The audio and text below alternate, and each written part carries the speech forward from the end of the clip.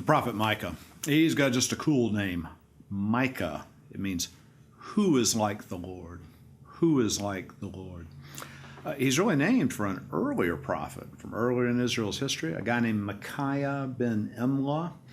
His story occurs in 1 Kings chapter 22. Very interesting. He's a naysayer. The king, Jehoshaphat, has all hundreds, literally, of prophets, religious leaders saying, yes, yes, go to war. God will grant you victory. We're sure God is on your side. Micaiah is the one person who dares to stand against the king and say, this is not of God. God is not in favor of this plan that you have, causing the king to say, there is Micaiah, but I hate him. He never prophesies good concerning me.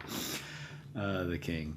Micah, our prophet that we're looking at today, his name actually surfaces in Jeremiah's trial a century later. Jeremiah, gets arrested and goes on trial, and he calls upon Micah. He says, well, remember what happened with Micah. That's the reason that you should let me go. The prophet Isaiah, is an aristocrat in the city of Jerusalem. Micaiah is a farmer from a village outside Jerusalem. And to contrast those two is very, very important. Micah is from this little village called Moresheth Gath. It's 21 miles southwest of Jerusalem. It's one of the cities that the Assyrians had destroyed. It's one of the cities that Jerusalem's tax policies had adversely affected.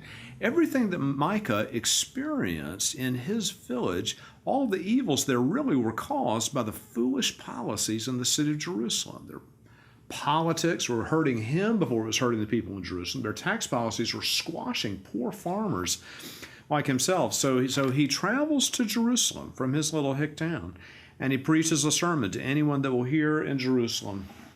And in chapter 3, verse 12, he says, Zion shall be plowed as a field. He's a farmer who's come into the big city, right?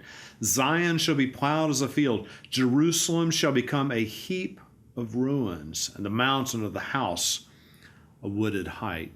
He says in chapter 6 that God has a controversy, a reeve in Hebrew. It's only a technical term that was used for a court case. Lawyers in those days would engage in reeves, controversies. God is raising a case against the city of Jerusalem because of their politics, because of their unfaithfulness to God, because of their injustice, and the way it affects small farmers. You can read in chapters 2. Let's look at that.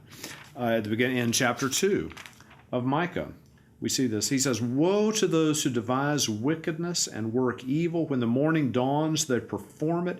They covet fields and seize them, houses and take them away. They oppress a man and his house, over in chapter 3. There are those who hate the good and love evil. They tear the skin off my people. They eat the flesh of my people. He's describing the rich people in Jerusalem are taking advantage of the poor farmers out where Micah lives. It's unjust. This is not God's way for God's people. And yet, in the book of Micah, for all his denunciation of Israel's wickedness, he holds out hope for a new leader. In chapter 5, we have that marvelous passage that's always quoted around Christmas time. That the Messiah will finally come from another small town outside Jerusalem called Bethlehem. When Herod has his little Bible study with the wise men, they're trying to figure out where's the Messiah going to be born. They quote the prophet Micah, who prophesies that the king will not come from the big city of Jerusalem. He'll come from a small place like Micah's hometown, Bethlehem. It's lovely. Probably the most famous passage in Micah is in chapter 6. With what shall I come before the Lord and bow myself before God on high? Shall I come with burnt offerings and calves? Will the Lord be pleased with 1,000 rams? Shall I give my firstborn for my transgression? Here. He has showed you, O man, what is good. What does the Lord require of you but to do justice, to love kindness, and to walk humbly with your God? That gets quoted often, and it should. It's important to think about it. It says God wants us to do justice. Again, it's that Hebrew word mishpat that comes up. And justice isn't being sure that the bad people get punished. Mishpat justice is being sure that the poorest people in a society are cared for. You look at the widows, the homeless, the downtrodden, the hungry, and we guarantee that they are well taken care of. That is the just society. What is the Lord required to do justice? The Lord wants us to love kindness. Well, that's not kind of being sweet, kind. The Hebrew word is hesed, which means covenant loyalty, faithfulness, commitment, unswerving devotion to what is good.